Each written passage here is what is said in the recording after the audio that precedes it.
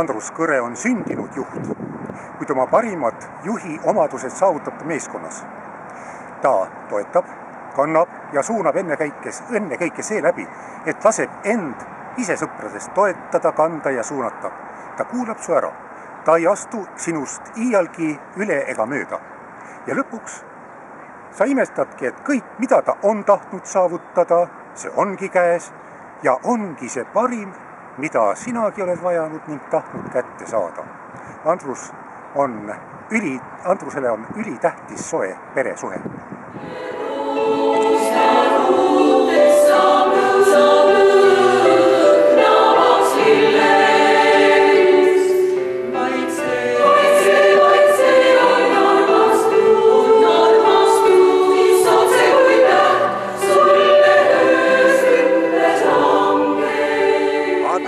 Võimekas juht. Ta võtab ette palju ja teeb ka ära palju. Kodus lapsigi on tal 4. Ja raha asjades on ta väga täpne. Riigi kinnisvaraamet on usaldanud temale jagada CO2 rahasid 150 miljoni euro suuruses summas.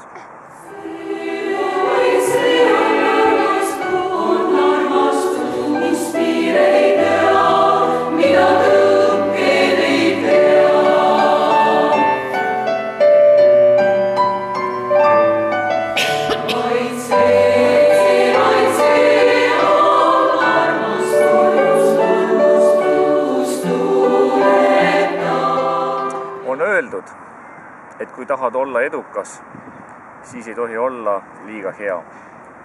Olen veendunud, et heategevuse ja Andruse suhtes see ei kehti.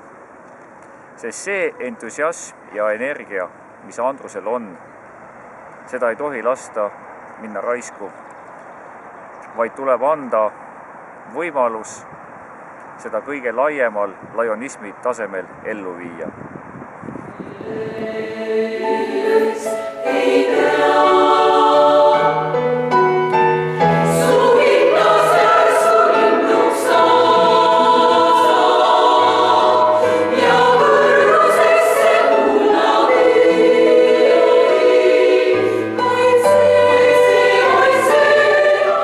On mehi, kes räägivad, on mehed, kes teevad. Need mehed on tammed. Andrus Kõre on tamm. Kõik Tartu tammed on tema selja taga. Tule sinagi.